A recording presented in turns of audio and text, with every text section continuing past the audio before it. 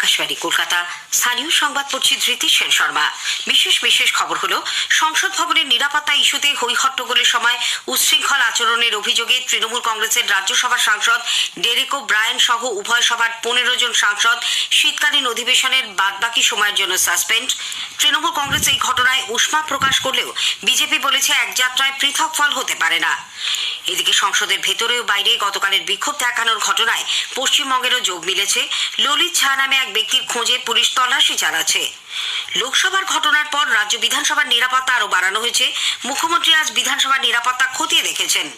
ED অভিষেক বন্দ্যোপাধ্যায়ের আয়ের উৎস নিয়ে কলকাতা হাইকোর্টে আজ রিপোর্ট জমা দিয়েছে। কয়লা পাচার কাণ্ডে সিবিআই আজ কলকাতা সহ রাজ্যের বিভিন্ন জায়গায় তল্লাশি চালিয়েছে। বর্ধমান স্টেশনে প্ল্যাটফর্মের ওপর ট্যাঙ্ক ভেঙে পড়ার ঘটনায় রাজ্য সরকার আহতদের 50,000 এবং মৃতদের পরিবার পিছু 2 লক্ষ টাকা করে দিয়েছে। আসি বিস্তারিত খবরে।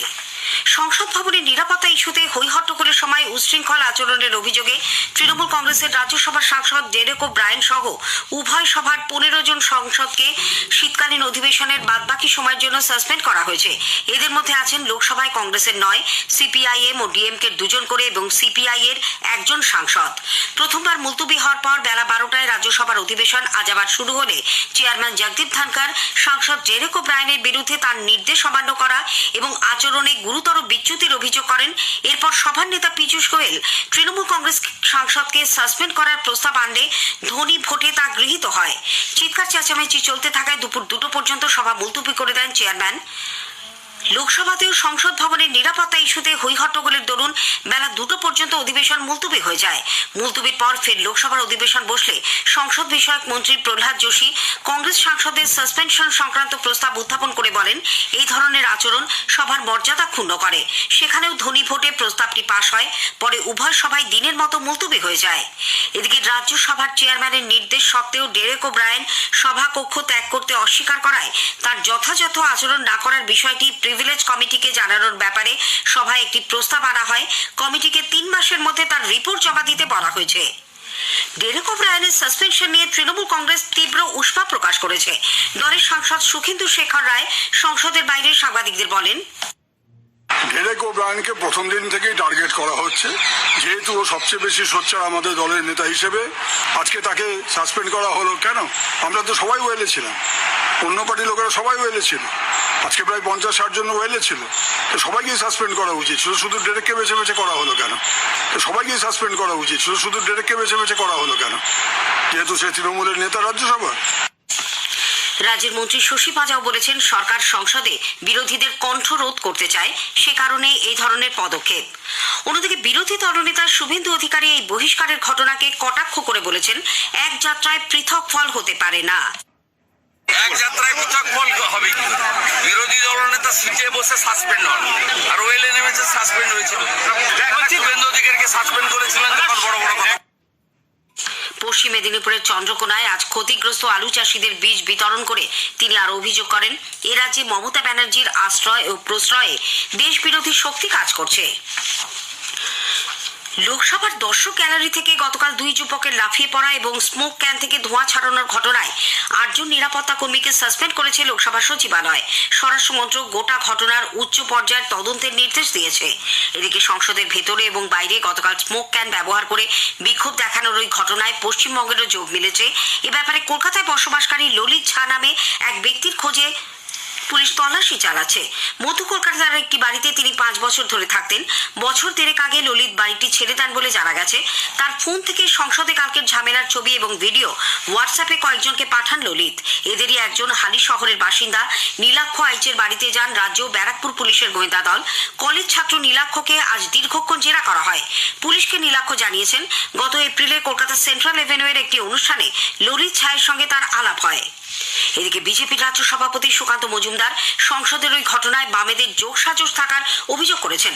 পরে সাংবাদিকদের সুকান্ত বলেন, বামপন্থী যারা শক্তি আছে, সেই শক্তিরা যেহেতু ধীরে ধীরে গণতান্ত্রিক পদ্ধতিতে ক্ষয়িষ্ণু হতে হতে শূন্যতে পরিণত হয়ে গেছে প্রায়, সেই জায়গা থেকে তারা এখন এই ধরনের একটা কিছু গন্ডগোল করার চেষ্টা করছে, উদ্দেশ্য লোকসভা চলতে না দেওয়া।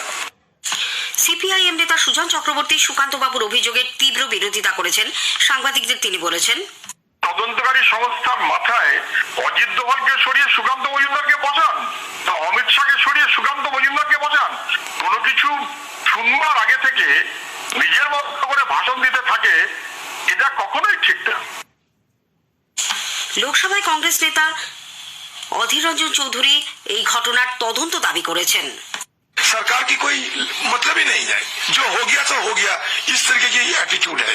इसको गहन चर्चा होना चाहिए, इसमें हमें क्या करना चाहिए, कहीं चूक है, गलत कहीं हुई है, इसको हमें पकड़ना चाहिए। লোকসভার 10 আসন থেকে 2 যুবকের লাফিয়ে পড়া এবং স্মোক ক্যান থেকে ধোঁয়া ছড়ানোর ঘটনার পর রাজ্য বিধানসভার নিরাপত্তা ব্যবস্থা আরো জোরদার করা হয়েছে। বেশ কিছু নতুন বিধিনিষেধ আরোপ করা হচ্ছে বলে অধ্যক্ষ বিমান বন্দ্যোপাধ্যায় জানিয়েছেন। লোকসভা কাণ্ডের পর অধ্যক্ষ আজ বিধানসভার সচিবালয়ের আধিকারিক ও নিরাপত্তা রক্ষীদের সঙ্গে পর্যালোচনা বৈঠক করেন। পরে সাংবাদিকদের তিনি বলেন, বিধানসভার সদস্যদের প্রবেশের ক্ষেত্রে পরিচয়পত্র সঙ্গে রাখা বাধ্যতামূলক করা হচ্ছে। যারা দর্শক হিসেবে বিধানসভায় আসবেন তাদের আগে ছবি তুলে রাখা হবে, তারপরেই তারা প্রবেশের অনুমতি পাবেন। বিধায়কদের সঙ্গে একই গাড়িতে কর্মী সমর্থক আত্মীয়রা প্রবেশ করতে পারবেন না। পৃথক গেট দিয়ে পায়ে হেঁটে তাদের বিধানসভা চত্বরে প্রবেশ করতে হবে। বিধায়করা দক্ষিণ গেট দিয়ে ঢুকবেন, বিধায়কের সঙ্গী সাথীরা ঢুকবেন পশ্চিম গেট দিয়ে। এখন থেকে রক্ষীরা কড়া পরীক্ষা করে তবেই প্রবেশের অনুমতি দেবেন। শুধু প্রবেশের ক্ষেত্রে নয়, ভেতরেও বাড়ানো হচ্ছে নজরদারি। বিধানসভায় নিরাপত্তা কর্মীদের বেশ কিছু পদ শূন্য রয়েছে, তা দ্রুত পূরণের উদ্যোগ নেওয়া হচ্ছে।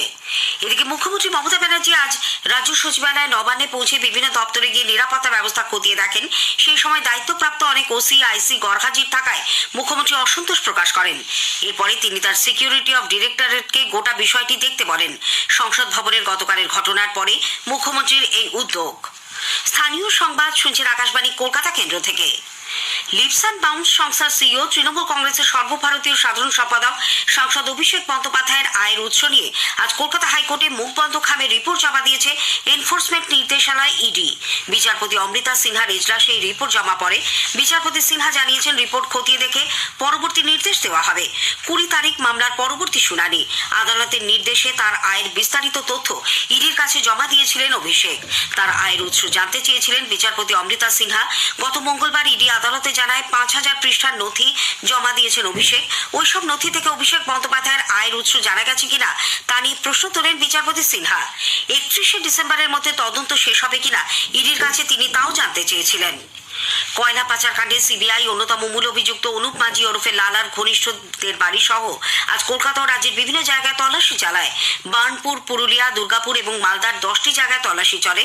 দক্ষিণ কলকাতার ভবানীপুরে সিআইএসএফ এর প্রাক্তন কনস্টেবল শ্যামল সিং এর 2টি ফ্ল্যাট এবং ব্যবসায়ী স্নেহাশিস তালুকদারের বাড়িতে যায় কেন্দ্রীয় সংস্থার দল। আসানসোলের বার্নপুরে দুজনের বাড়িতে তল্লাশি অভিযান চলে। তল্লাশির সময় সিবিআই আধিকারিকরা স্নেহাশিস তালুকদারকে আটক করে নিয়ে যান বলে জানা গেছে, যদিও তদন্তকারী সংস্থার তরফে সে ব্যাপারে স্পষ্ট করে কিছু জানানো হয়নি। মালদার রতুয়াতেও সিবিআই এর অভিযান চলে। ভাইজির বিয়ে উপলক্ষে রতুয়ার কাহালায় রয়েছেন শ্যামল। আজ সকালে সেই বাড়িতে হাজিরা দেন তদন্তকারীরা।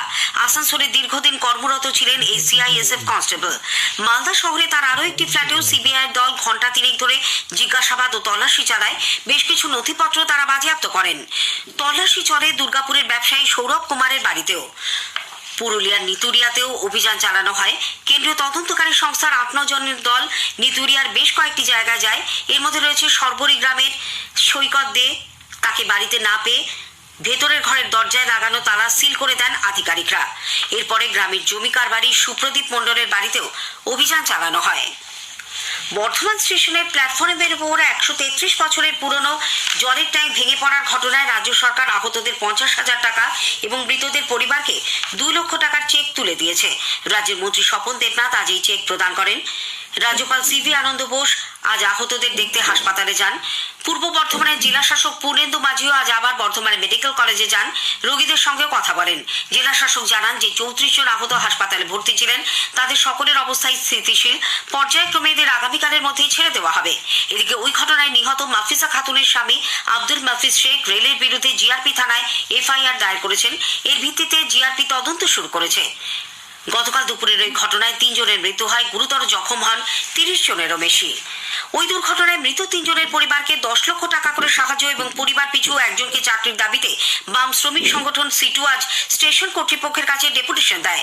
সংগঠনের পূর্ব বর্ধমান জেলা সভাপতি নজরুল ইসলামের নেতৃত্বে স্টেশনের কাছে বিক্ষোভ প্রদর্শনও করা হয়। কেন্দ্রীয় সংস্কৃতি মন্ত্রক আয়োজিত পূর্বাঞ্চলীয় লোক মহোৎসবের উদ্বোধন করার জন্য রাজ্যপাল সিভি আনন্দ বোস আজ শান্তিনিকেতনে যান। উদ্বোধনী অনুষ্ঠানে যাওয়ার আগে তিনি কবি গৃহ উত্তরায়ণ পরিদর্শন করেন। বিশ্বভারতী বিশ্ববিদ্যালয়ের ভারপ্রাপ্ত উপাচার্য অধ্যাপক সঞ্জয় কুমার মল্লিক তাকে স্বাগত জানান। স্থানীয় সংবাদ শেষ হলো।